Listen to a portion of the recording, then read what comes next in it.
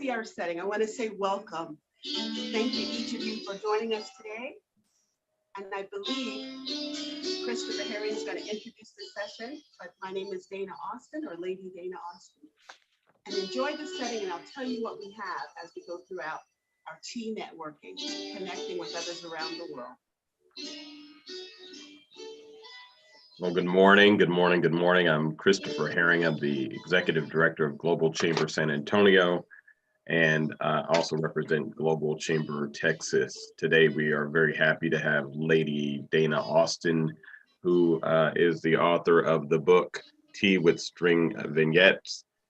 We had Lady Dana on at the end of last year to open up what we would call global tea parties. And these tea parties are meant to educate and to inform. Today, we're going to be in the great continent of Asia. And so we're going to be talking about the various stories, trips, various teas. Like this morning, I am drinking a green tea, and so that's what I'm drinking. I encourage you to get your tea and to join us today. This is a great day, so thank you for joining. And I'd like to also welcome the founder of Global Chamber, Doug Brunke. So glad to see you, and also Stephanie Austin, author of the My Will and His Will book series. So today we have a good time talking about tea, and we're going to be talking about also business trends that are happening right now in Asia, as well as I think that if you watch the news, you'll see that we still are in the COVID-19, and want to recognize that in some places of Asia, like in India, they truly have a real hard time right now. So let's keep them in thoughts and prayers as we think about the Asian culture. So with that being said, I'd like to introduce author.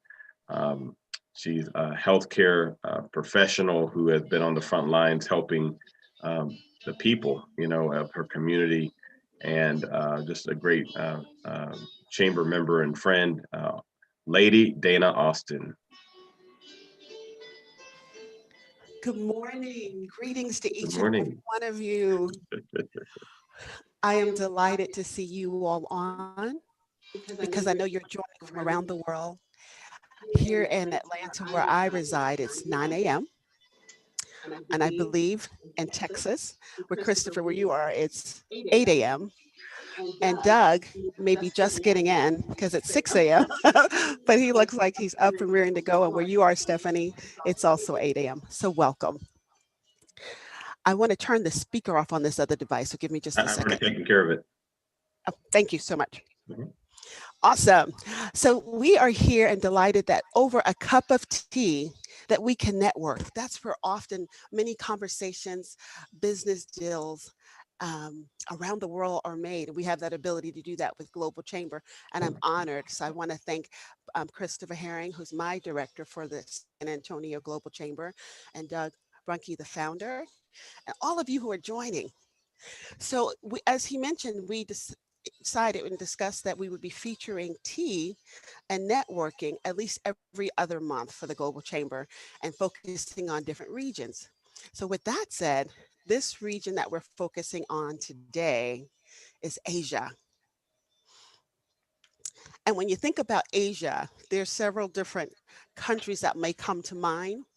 I know it's early. I like interaction because one, we can say, hey, we share information and also connect. But when you think about Asia, what are some countries that come to mind? I'll start with one. I'm going to start with Japan. Korea. Okay. Japan, Korea. What else? I didn't hear you, Doug. or Stephanie? China, the capital of tea. China, the capital of tea. Any others? Vietnam. Vietnam. Actually, I have a Vietnam tea that was given to me when we had a Vietnam delegation that came to San Antonio, and they left that with me. And it's a Trilong, Tra long. Trolong, maybe like a version of a oolong. Yes, it says oolong tea underneath. Yes. Awesome. Awesome. Well, you guys are all correct. Those countries, and I'm just going to add a few others. I don't know if you think of Russia, some parts of Russia when we think of tea. That's also included in Asia, some parts of it, as well as India, Thailand, and so many more. So when we're thinking about featuring a region and focusing on Asia, everything I started to do kept coming back to Japan. I touched on a few others though, so we can, share some information about the way tea is celebrated in different parts of Asia. So I'm going to just start with Russia. And some of this information is in my tea book as a reference. It's historical, and I like sharing information and educating. But there's a device that they use in Russia back in the day, and even still they have museums, called a samovar. Have you heard of that before? Yeah. They're huge. I have an original one. It's heavy. I just didn't bring it over, so I brought the miniature one, and it's on the table. So let me grab it and I'll share it with you.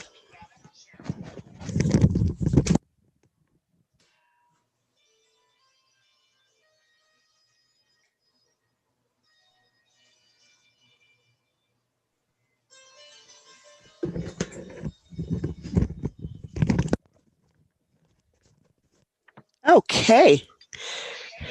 This is a replica of a samovar, and you can see that it's really ornate. The ones that they usually use is more of a copper base. I have one here in the house, and they're quite heavy. And what they would do is make the tea concentrated in this upper level here.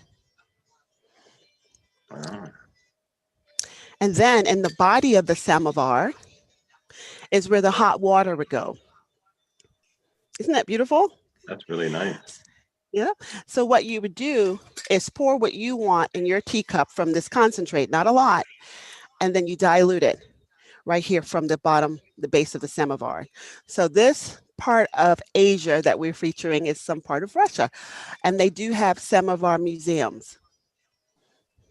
Yeah. Hey, you got up early for that one today, huh? All right.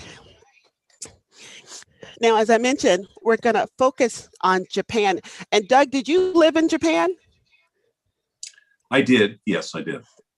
So I'm going to count on you to help me with some pronunciations when I kind of struggle with some words. But the Japanese tea ceremony, it's so eloquent, and it's very, you cannot be in a hurry. You have to be present for the whole ceremony. It takes hours. And just recognizing that your host, who's hosting the event, has gone through painstaking times to make this event special in that culture in particular. And you say, well, why are we doing and featuring different regions of the world and talking about tea and networking? Because Global Chamber is global and international. And when we do business with others around the world, and then when we get back to traveling around the world, we certainly want to be mindful of the customs and the traditions and respectful. And the only way we can do that is through events like this, and through other local meetups for our chamber that will be happening, I'm sure, in the near future. So with the Japanese tea ceremony, have you been to several of them, Doug? Several might be an overstatement, but I have been to certainly, like in Kyoto, which is kind of the center of that type of thing. I've been to a tea ceremony in Kyoto, and I know I've been to one in Tokyo as well. So to your point, I remember the one in Kyoto was maybe 3 hours long. It was a very long ceremony.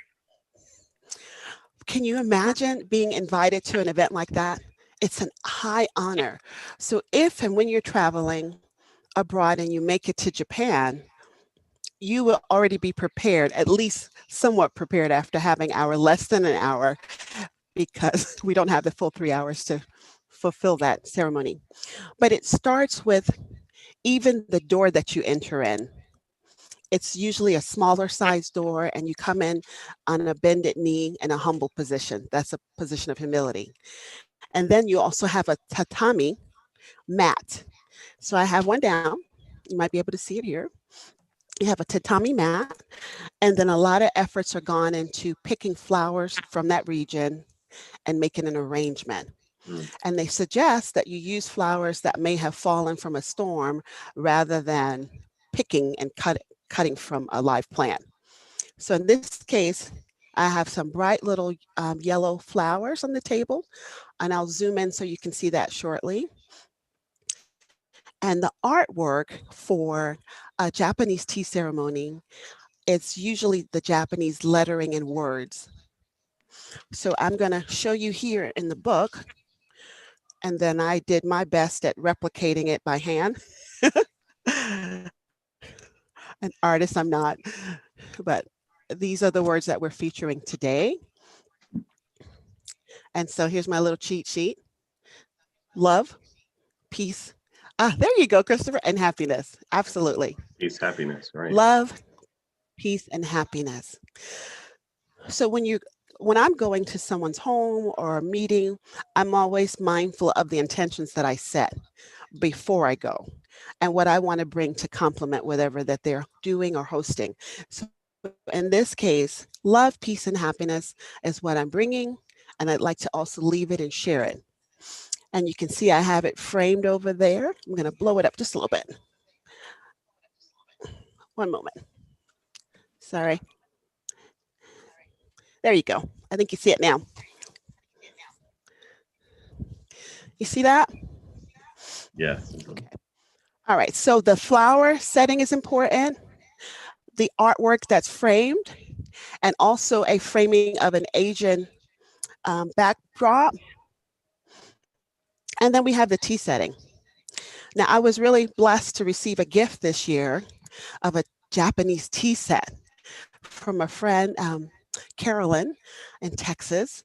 And when it arrived, I was overjoyed because I've never seen anything like this. And being a certified tea consultant and having traveled to at least 60 tea houses around the world, I was impressed with it. So I'm going to show you this today. But the beauty of it is it keeps the tea hot on the inside. And because it's double layered, it's cool to your hand. Isn't that beautiful? Mm-hmm. All right, you get to see this. And it has hearts on it. So that's part of that love we were talking about. Look at the beauty of this set. It's over 40 something years old. And it has this little crackling effect on it, and also wording. So back in the day, especially on the West Coast, this was a very popular tea set design. So you're out on the West Coast, Doug. If you go to tea for at someone's home, they may pull this set out, and you'll say, "Oh, I saw it before on our global chamber meeting." Beautiful. All right. Yes. So, sometimes you pick up the cup and it's very hot to touch. Because this is double layered, it cools, so you can even hold it and it's not so bad. Huh. Yeah. All right, so let's talk about what kind of tea you guys are drinking before I get into the tea that we're going to feature today. So, Christopher, you said you were drinking a green tea, and I was also looking on page 29 of your book where you talk about green teas. Awesome. You're directing me today, which is good. It takes a village. So it talks about the benefits of green tea, doesn't it? Yes. For me, I've looked at the benefits because it helps in digestion, and I'm trying to lose a little bit more weight. So they said this is probably the best tea to drink if you're trying to lose weight. Absolutely. It is. It's a great one. I mean, certainly you want to drink it in its purest form and not have any additives, sweeteners and so forth. And it has that benefit as an antioxidant. What are you guys drinking? Anybody else want to share? I have a question. When you say in the purest form, so I've seen descriptions around green teas to say like long green tea, or is there a short and a long, or what do we get when we get like the commercial name brands that may not be the off brands? Sure. That's a entire mm, workshop, I'll be honest with you, in itself, because green tea, there's different ways that it's prepared, um, roasted and fried. And then when it's plucked is also important, the region, the elevation. So to get into that at length, that would be we can do that on a 101. Okay. I'm happy to do that. But when I think about pure tea, I'm thinking about loose leaves, right? And I'm thinking about adding absolutely nothing. So it's a premium leaf, if it's not a powder, which I'm going to use today, and it's nothing's added to it. Okay. Okay. Welcome, welcome, Laura. Good to have you. We wanted to hear what you guys are drinking today. Anybody else want to share? And if you do, just take it off a mic so we mute so we can hear you. I'm going to share with you. Oh, go ahead. I'm a green tea drinker. When I lived in Japan, every morning when I arrived at work, my office lady, Fukamachi-san, they call office ladies OLs in Japanese. It's actually a Japanese word, OL. She was just an amazing young woman. And so every morning as soon as I would arrive, to your point, the leaves would be in the maker, and I would get my first of many cups of green tea delivered by Fukamachi-san. So for me, it's green tea is somewhat of a spiritual business experience. It's one that I can't simulate. I don't do that. I don't create green tea on my own, but I drink green tea almost every day, and it brings me back to a really good time in my life, and I enjoy it. So to me, it is almost like a daily spiritual event, and I really appreciate it and enjoy it. OL, huh? Office lady. OL, office lady. Yeah. Well, I don't think you could have gotten it any fresher than that when they're picking it and preparing it, steeping it. And it is a ceremony. It is a spiritual event. And I think that's one reason why I've always been drawn to tea. Just sharing a little bit of my background with that, because some people may be on for the first time. I was raised in New York City. I live in Atlanta. We moved here when I was in high school, but our culture is bicultural. My mother's from Alabama. Our father's from Bermuda. So we have the English British influence and the Southern influence. So we were always surrounded with tea of some form, whether it was a hot cup of tea or iced tea. And I was talking with Christopher about his experience in Turkey. And I want him to share that because, again, this is just raising awareness as we're doing business around the world, how we can be mindful, sensitive, and then socially politically correct in what we're doing. So share a little bit, Christopher, about your experience with tea in Turkey. Oh, great. When I was in the United States Air Force, I remember going on my first deployment, and it was to Adana or Turkey. And when I went out they call this place the alley, where all of the businesses were. And it was funny, all the businesses had like American names. So they would say like, this business is called Sears. And I know what Sears is, but for them, they took the name Sears and they made Sears, which was a store. And so they always, would violate the trademark names of American companies. But the alley was made up of these types of stores, carpet stores, suits, tailors, and it was my first time being out on the alley with some of the other soldiers and airmen that were deployed. This was back in the 1990s, and I was looking at, I went into a store, and I was kind of fascinated because I saw, these men they were locked arm in arm walking down the street together. And for a young 20-something-year-old, young man from upstate New York who went to school in Boston, I never saw men hold arm in arm as they were walking in the streets. And I was like, wow, that's different. And but they were talking, and then so I was led into a store, and it was a tailor, and the first thing that I went to address was the suits that he had, and he says, hold it. He says, I don't know you. He says, please have a seat. And they came out with their very ornate tea set. And Yes, with the trimming. With the gold trimming, and it was just beautiful. And I sat down, and I'm still looking at, all of the suit designs and so forth, but the focus was, we have to establish a rapport. So they poured me tea, and it was like 100 degrees. And I was like, well, I don't want to drink hot tea in 100 degrees, but everyone in every store would bring you tea first to get to know you, to build a relationship before any sales transaction could even happen. So for a fast-paced New Yorker to slow me down and to get me to open up and to talk about who I am, learn who they are, I found that it was very, very beautiful experience. Oh, yes. When I went back to Saudi Arabia, I've experienced a similar type of thing there. Well, that speaks to relationship. They don't want to just sell you something. They want to build a relationship with you. And when doing business locally, internationally, it's good to be mindful of customs so that we are not offending them.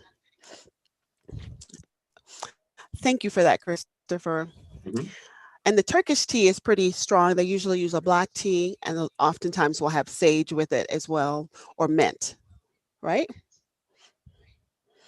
Yeah. Welcome, Laura. Good to have you on. From Texas, another one of our San Antonio favorites. We're just asking each of you, what are you drinking today? And share with that as we go into what our Japanese tea will be for today. And I know you have tea because I know someone sent you some. They did. I think it's rhubarb tea. Yes. I'm a tea novice. So being connected with Dana has really kind of opened my eyes to the tea culture. And so I'm learning. I won't say I'm embarrassed to say, but I just, growing up, I was a little girl. I was a Lipton tea drinker because that's all they advertised. And my family was a coffee drinker. And so, but I love tea. I love all different types of teas. And so Dana has really opened my eyes to the tea culture and the relationship building and what relationships can be built centered around tea. So absolutely. Laura Johnson is a incredible entrepreneur and radio, what's the word? Not just host, there's another word, but she hosts her own TV program, and I've been honored to be a guest on it a few times. And she raises awareness around issues around the world, feature businesses, authors, and connect. She's a connector. What were you going to say, Christopher? I'll just jump in. So Laura Thompson is the general manager for TAN TV, the African American Network, and she says she has a global reach. And her shows are dynamite. She deals with events all around the world and has some great people who show up to talk about their experiences. She is the former Texas State representative for House District there in San Antonio. And then she has that banner behind her, the coffee break. No slight to tea today, but no, I was like, the nerve of her. We're going to convert her. So you just start one cup of tea at a time. I'm going to do the tea break. Yes. So yeah, she was my Oh, former boss. So yeah, so it's good to have Laura on today, and welcome. Yeah, Thank to thank you. the you. Thanks Global for that Thank you for Chamber. that introduction. better complete introduction. And you're drinking the Robos tea. That's the South African tea, which is made from a bush, and it's definitely full of minerals and vitamins and awesomeness. But I think yours also has caramel in it, so it's just an extra little bit of goodness. Awesome. And Stephanie, did you care to share what you're drinking or anybody else? And I'll go into what we're preparing today. I'm not drinking anything this morning, but one of my favorite teas is a lemongrass. I love lemongrass tea, and I've had it with different styles where you get the lemongrass and there's like a root at the bottom, and you cut that and steep that. And I've also had it in Bermuda where our relative would get it out of the garden and cut the leaves at the top, which I've never had it that way. And it's just delicious. I truly enjoy lemongrass tea. Yes, it's cleansing, isn't it? Yes, it is. So Stephanie Austin, we share many things in common. We also share parents and a love of life, culture, business, and connecting. She is a healthcare executive and author and so many other things. But I know she's a lover of tea because that's how we grew up. So this is our featured tea today. Say matcha with me. So Matcha. this matcha tea is from Japan. And there's so many things I want to share with you, but I'm also mindful of time. I'll show you that I'm dressed in my kimono as well. It's a top kimono for the event, and I also have on my jade beads. So I am traditionally set for this event. But a Japanese tea does not necessarily have all of the accoutrements that we have when we have like an English tea or Southern tea with the sandwiches and the scones and so forth. Rather, they have a miso soup and rice, and they also use bamboo chopsticks. So you can see our rice here today, a Japanese bowl, and our bamboo chopsticks made in my rice cooker.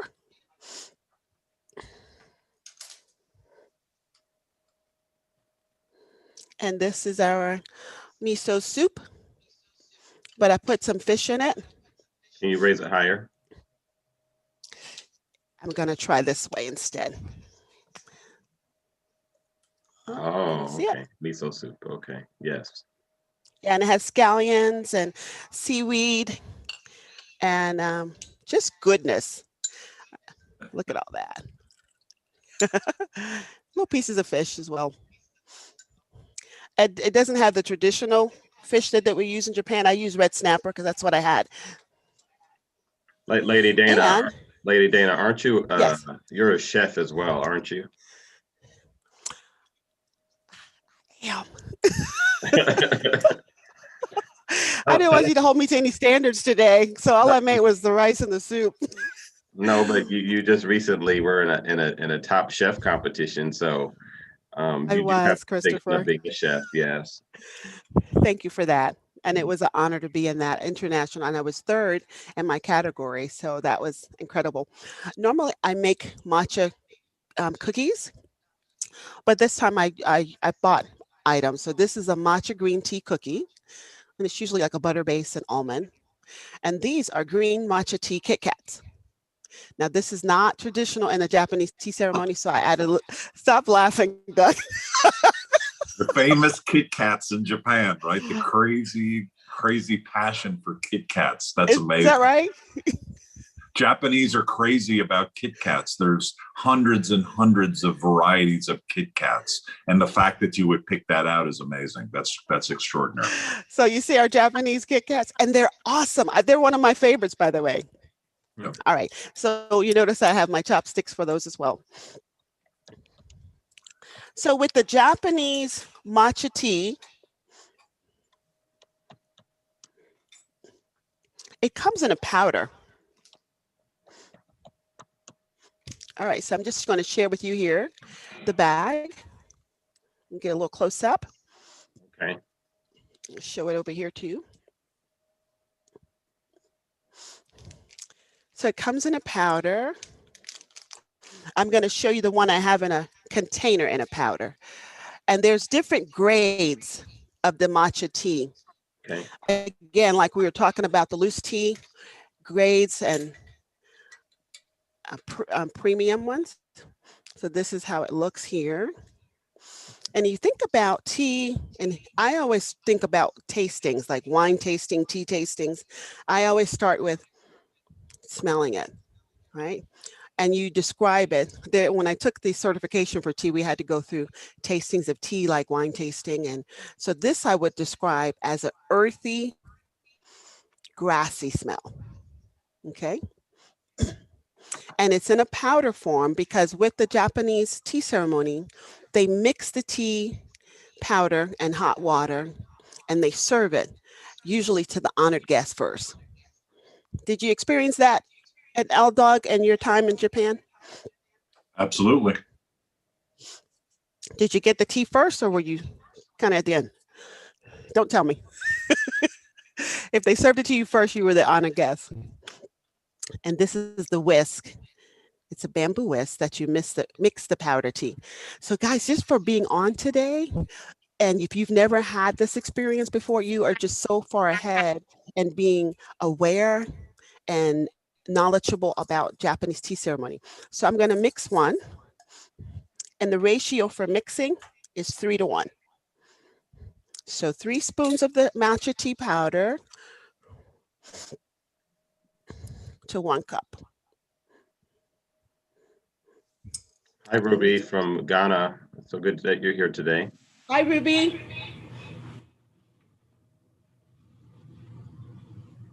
Hi, everyone. Good afternoon. Good afternoon. Sorry, I just joined. Just to say that the tea I love most is called tea masala from Kenya. It's very spicy and nice. We're glad to have you, Ruby. So here's another teapot that I have. And I have the hot water in this one. I'm just going to use it for the sake of pouring in the bowl. Okay.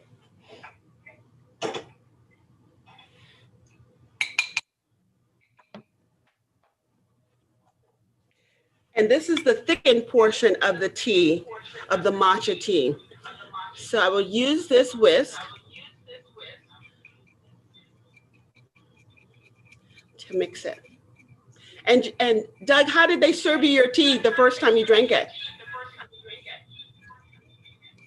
You know, I'm pretty sure it was in a, in a cup, without handles. It was just one of those kind of traditional teacups. And then you take the sip, both hands. Holding hands? Both hands holding the cup. Oh, with both hands? Yep. Okay, thank you. So I've got the tea already mixed. And even that there's a ceremony on how you handle the bowl, how you turn the bowl. Exactly, yeah. I wish we could go into all of it. I'm going to give you some references here. On page 34 of the tea book that I have, and another one that I have that's actually written about the tea ceremony, it talks about it's served during the Japanese tea ceremony, which is called chakasaki. Is that correct? My Japanese is needing a little bit sharpening. It sounds okay. All right. And so you have to expect this tea to be like nothing you've ever had before. If you've not had this or pu'er, those two are on the extreme spectrum for tea. And I've been to Ghana, but I'm not sure that I've had tea there. So what's the tea that you generally have in Ghana, Ruby? I know cocoa is the big thing there. That's my favorite. So I'll sit this down. Dana, she had mentioned when you were mixing that tea masala is her favorite from Kenya. And then she did say to me in the chat that cocoa or chocolate, because they have lots of cocoa in Ghana. Oh yes, cocoa, that's another good thing that has benefits. The one from Ghana is the best I've had, and it lowers your blood pressure by itself. Not the way we drink it here. It's pure. So we talked about a few things today, and I'm just going to chime in so we can get everybody on the same page. So what is the mat call that we generally see at a tea ceremony? A tatami. So we've got our tatami mat here, and I'm going to zoom out so they can see over here as well.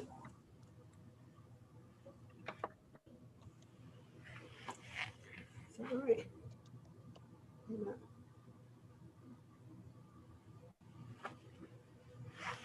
I zoomed out a little too much. One moment. I usually have my wonderful niece helping me with all this technology thing. All right, so we have our tatami mat. And then we talked also about our borders, a little background. That's important to have, as well as a fresh floral arrangement. So we have our fresh flowers and our artwork in the form of words that evokes prosperity, good health, love, and peace. And then you have the traditional Japanese meal and the tea itself. But I wanted to show you this book that a friend gave me. This is a Japanese tea book, and you can see it's made from the bamboo, and it's back from 1973. I'm going to read to you a little bit from here. It says, The Japanese Tea Ceremony by Takako Michi, January 1973. Can you imagine? And so a very good coworker I used to work with knew my affinity for tea, so she gave me this as well as a tea set. All right. So any questions about this so far? This is our ikebana. And as I mentioned, when you enter the room, you normally are coming in a smaller door on your knees in a humble position. And there was a few things that I wanted to share from this book that says about tea ceremonies. It says a tea ceremony is a complicated and lifetime challenge, and its goal is to touch men and women for proper behavior and decorum, as well as to make life in the society of men and women pleasant and facile. This is indeed a worthy purpose, and it is to be hoped that with the increasing tempo of life in modern Japan, that the gracious and charm of ancient tea ceremony will not be speedily disappear or dissipate. Okay, so that's a little bit about that. What are some other questions that you have? And I'll share a few other things about tea and different regions of Asia, of mixing, blending, customs that you'd like to know that I'm happy to share with you today. And I also would like to welcome Cesar from Global Chamber. He's also on from Puerto Rico. So just so you know that lady. Welcome, Cesar. Oh, I have an echo. Turn your volume down on one of your devices. Let me get rid of my echo. Sorry. I think that it's important for us to hear her twice, and that's why the echo is in place. Once is not enough. Right. Other book that I was referencing is also my tea book. Can you hear me okay? Is the echo gone? Oh, you're great. Okay, great. So on page 34, it says, Chakaseki is served during the Japanese tea ceremony, served on a tiny tray with cedar chopsticks. So we were doing that. And also, chaji is a full Japanese tea presentation with a meal. So that's what we were having today. And our meal consisted of the rice, a miso soup. It can also be made with like tofu. And I did mine with fish today. And then this talks about other ceremonies around the world, but it's important to be mindful. And then I'm going back to this wonderful little treasure that I got as a gift, as I mentioned, in 1973. And as I'm doing that, Cesar, I hope you're having tea this morning in Puerto Rico. And if you are, if you would be so kind to share it with us, what type of tea are you drinking? And did you go through all of the fuss of setting up your table?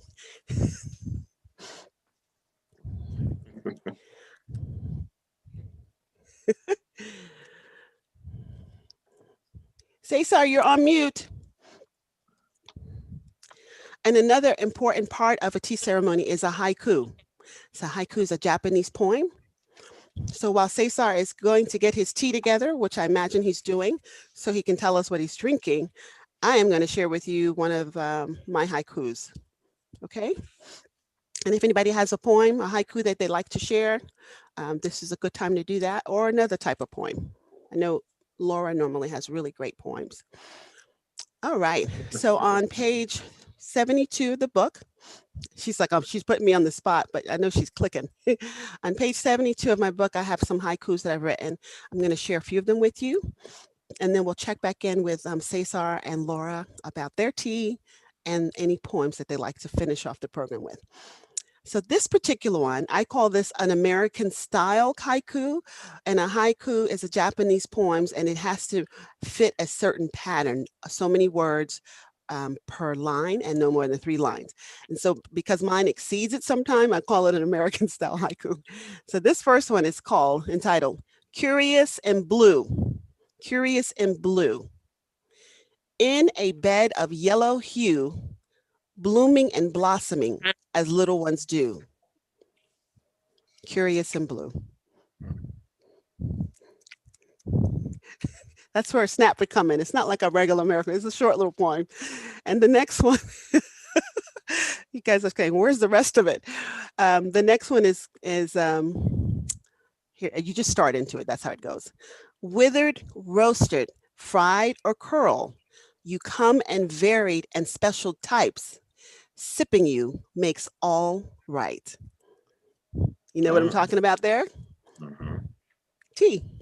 So speaking to your question earlier, Christopher, about green tea and the different cuts and shape and premium, you know, teas are dry, roasted, withered, curl.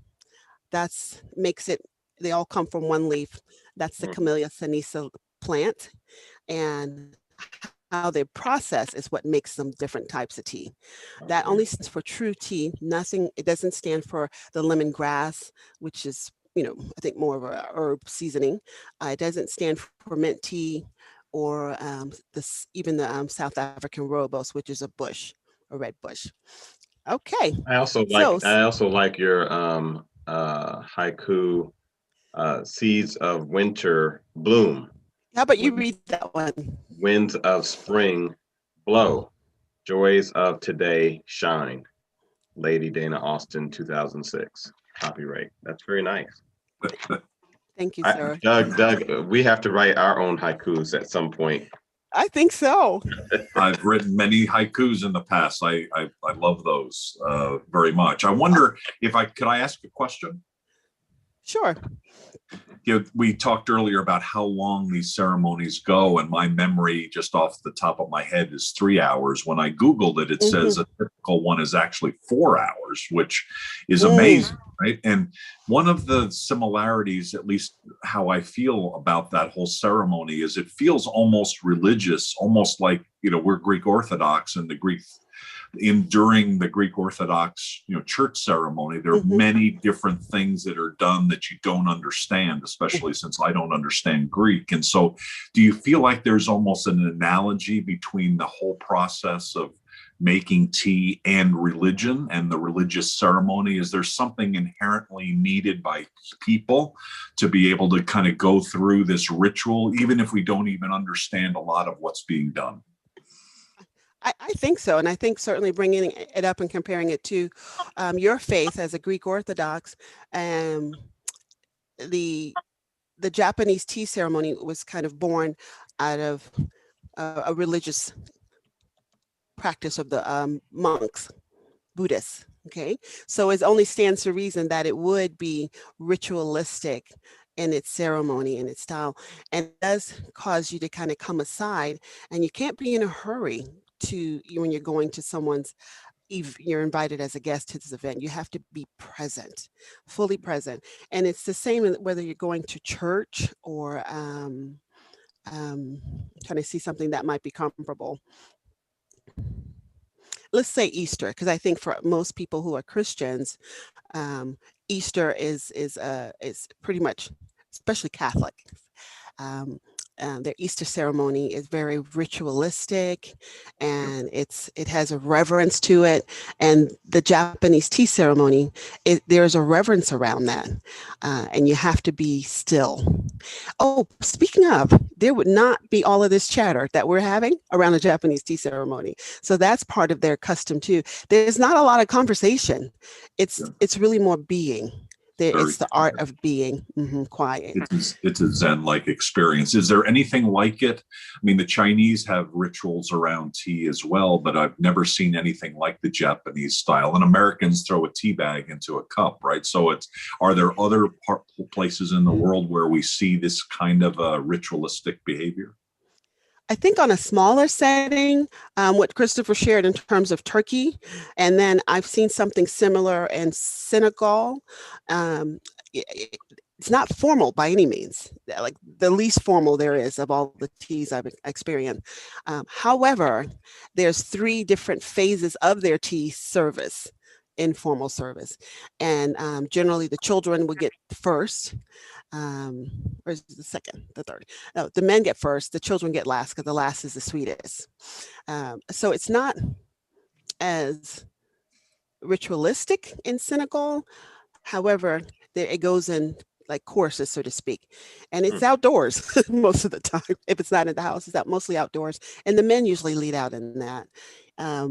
Let's see what other ones that I may have seen or experienced. I think the English do it to more of a ceremonial, slower pace than compared to anything else that we know. They do it in courses and take your time, and that's usually like an hour and a half, 2 hours. I would say at the most, unless somebody else has seen others. My mind is going around the globe. I'm like, okay, well, let's see. the whole ritual around coffee, there's probably also nothing like it either, right? I mean, I've seen the Turkish tea where they brew it in this hot sand, and there may be some analogous types of things, but there's nothing that lasts 3 or 4 hours with coffee. Right? Japan has it. That's their thing. That ceremony is truly, I think that's where it pretty much originated, even though tea originated in China by accident, discovered by Emperor Nun. But the Buddhists have made the ceremony what it is in Japan today. And I don't know, I've not been to Japan. I'd like to go at some point. I don't know if they're still practicing as often as they have in the past. I hope that's something that they maintain. But whenever we come in contact with others from that region, at least we have an appreciation and a respect. And if you're invited to tea, allow yourself several hours. Clear your calendar. Yep. The place to go to is Kyoto for the actual, like, real old style. But when I Googled it, there's plenty of places in Tokyo as well. So there's always, it definitely continues. It's always available. It's inherent in the Japanese culture. So if you really want to go through that, I'm sure forever we'll be able to see that. And it's definitely worth doing at least once. Awesome. Thank you for that. And by the way, if you guys wouldn't mind sharing in the chat room some of your favorite tea spots that you've traveled to around the world. 1, we would like to experience those. 2, I want to include that if it's not already in a spot that I've gone to in my next tea book, 101 tea houses to experience around the world. And I've gone to one in Kenya, speaking to your love of Kenyan tea, Ruby. And what are you drinking today, Ruby? And then Cesar.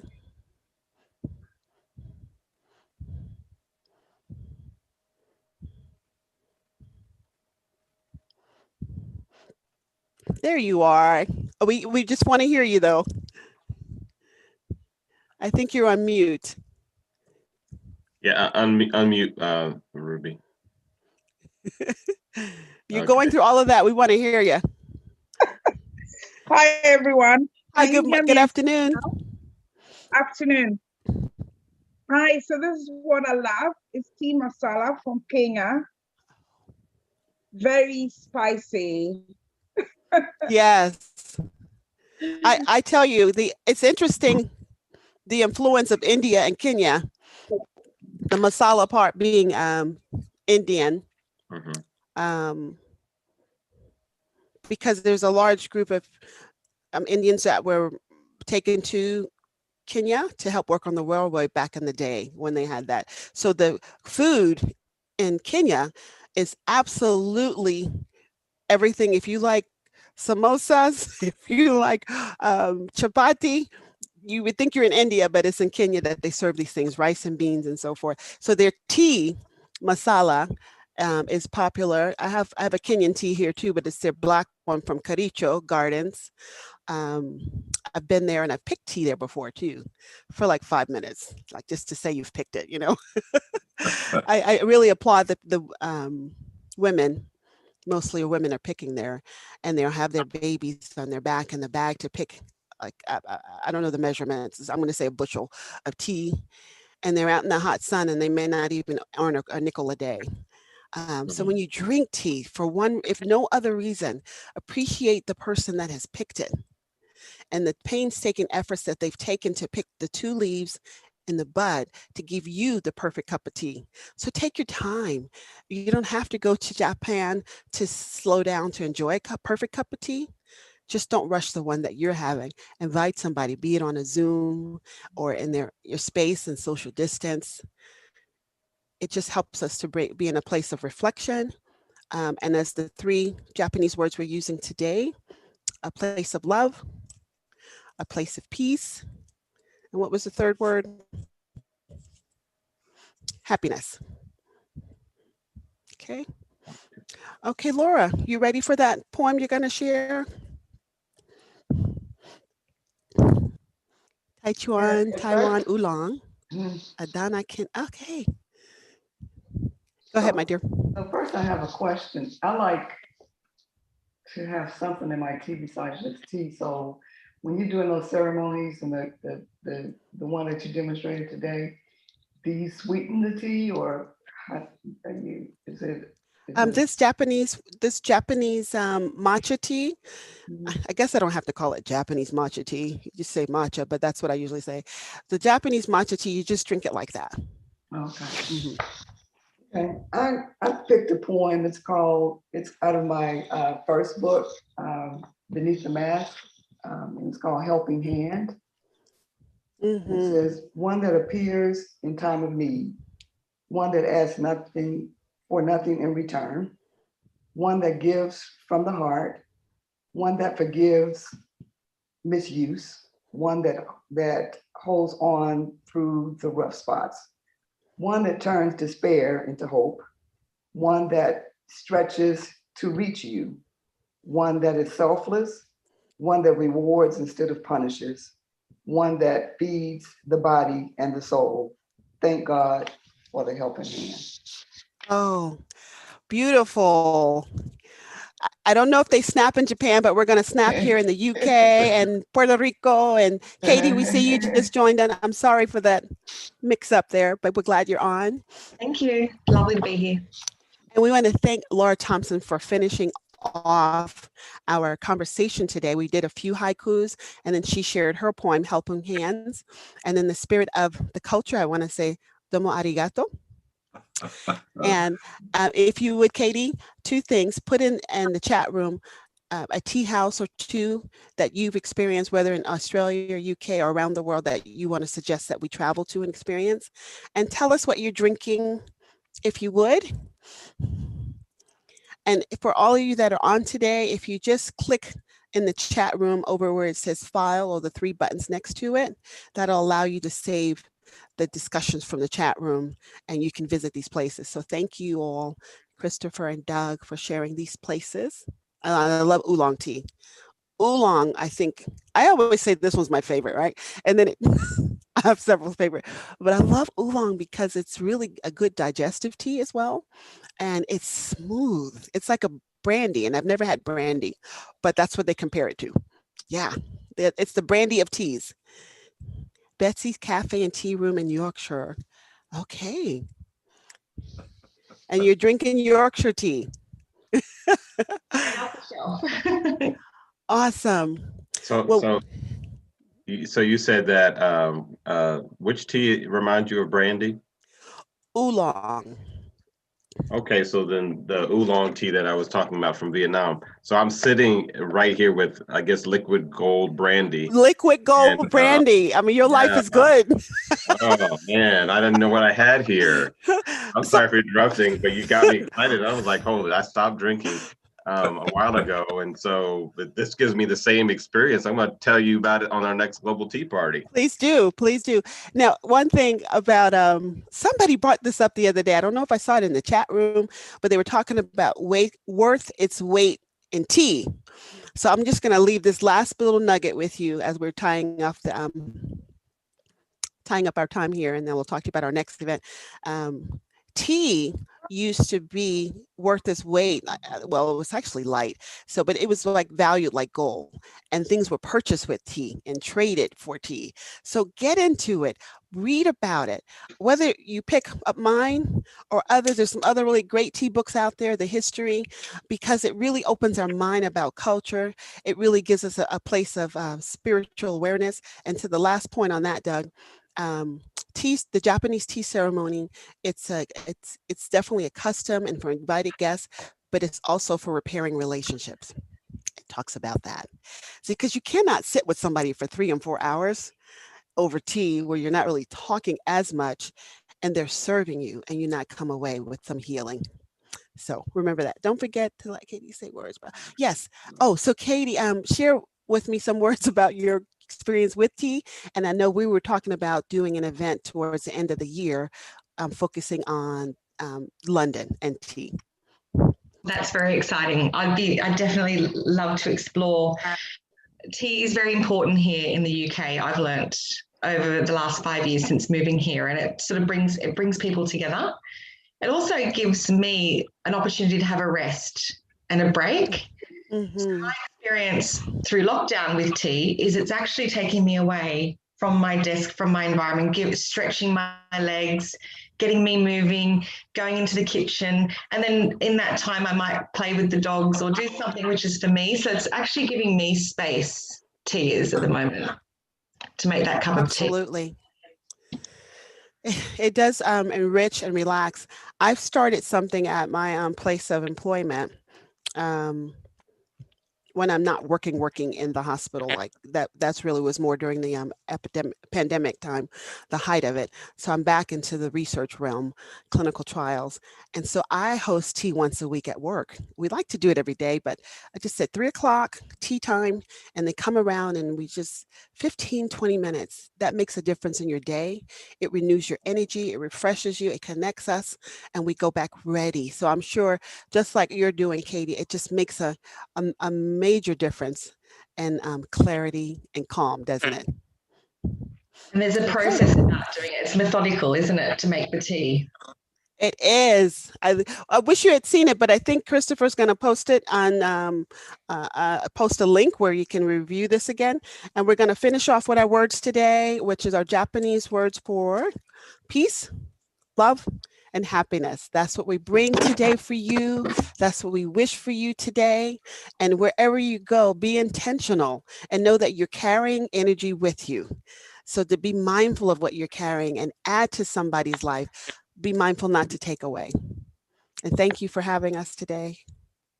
I also want to tell everyone to get your book. I mean, hold your book up again, Lady Dana Austin. Hold your book up. Yeah, her book is Tea with Strings Vignettes, Culture, Customs, and Recipes.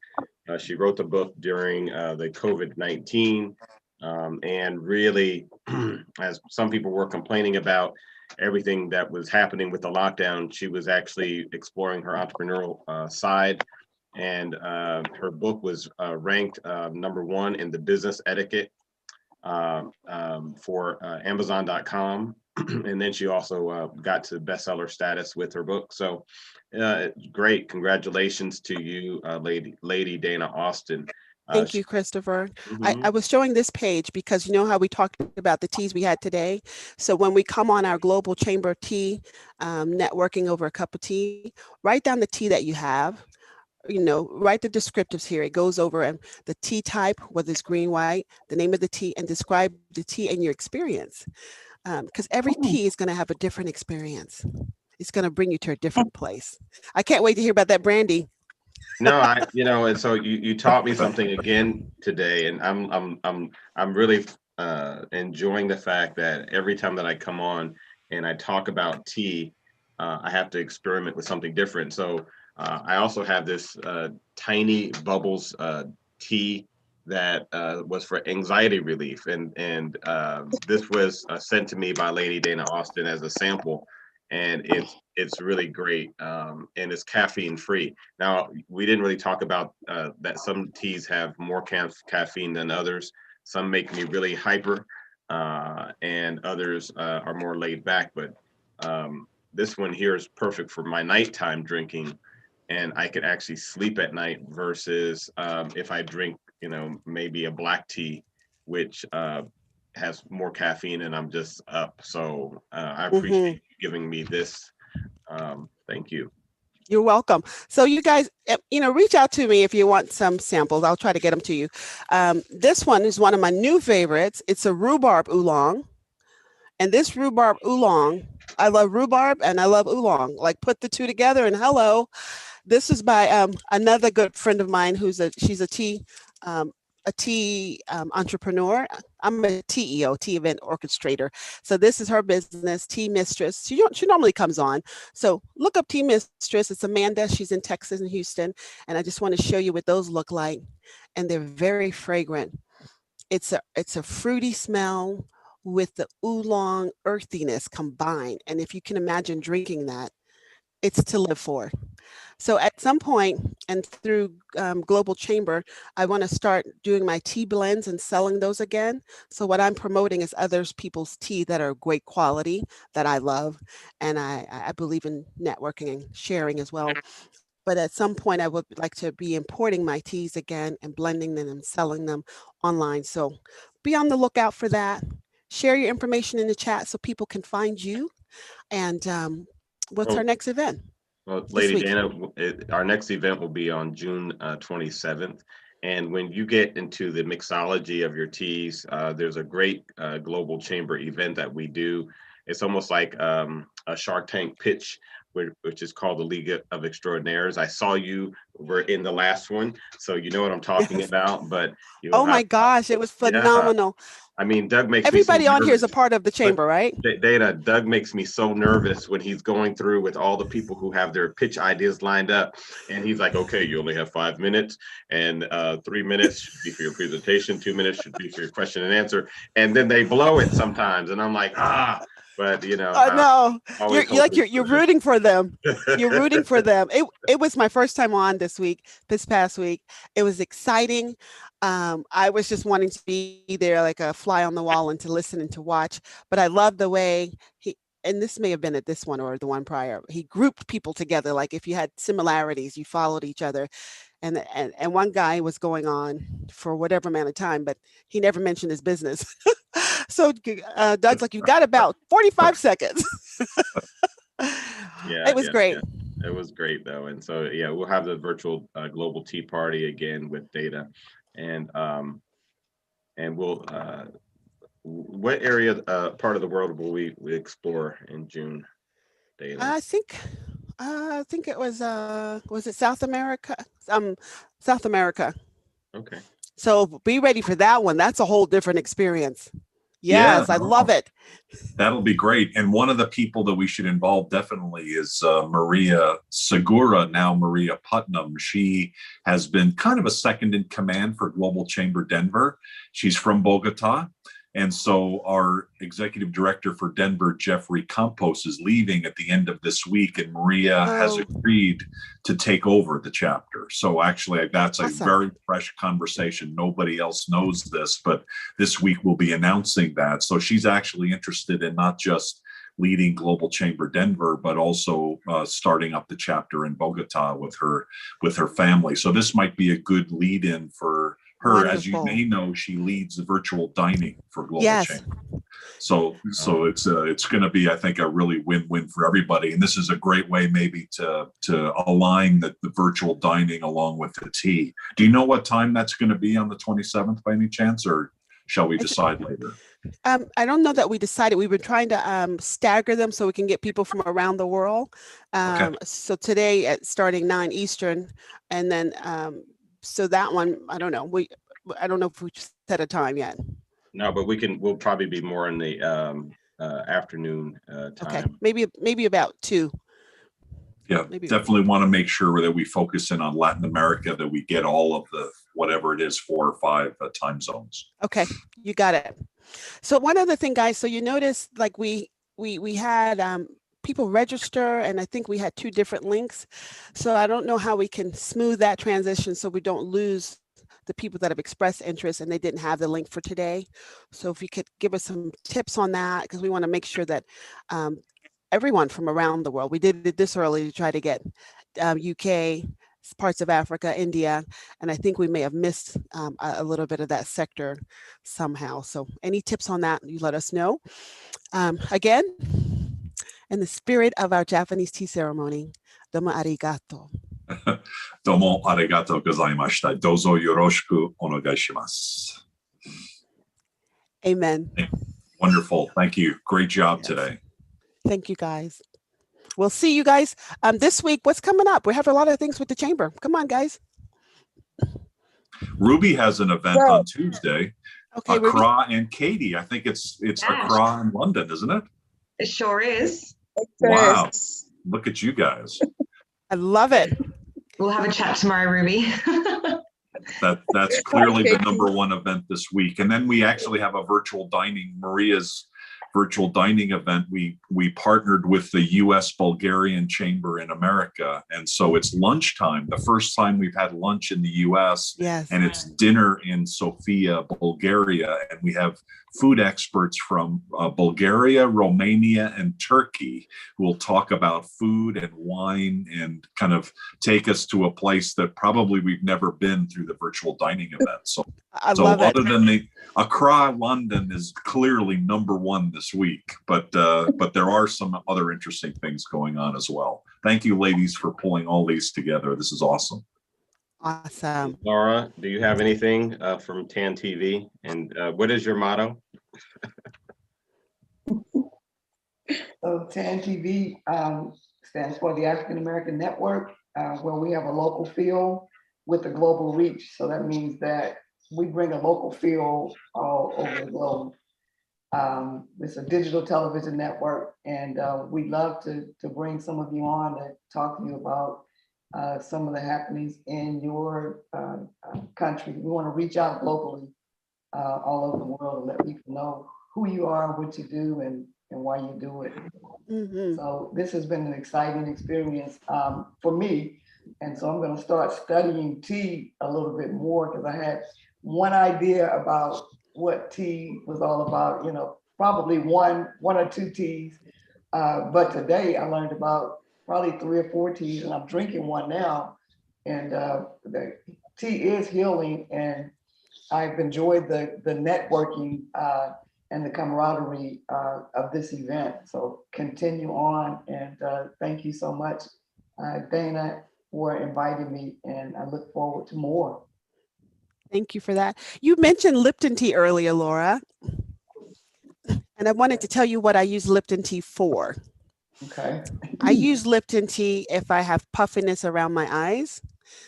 I take the tea bags and I immerse them in warm water, and then I run cold water, and then I squeeze them out, and then I put them on my eyes, and it has tannins in it that takes down the puffiness.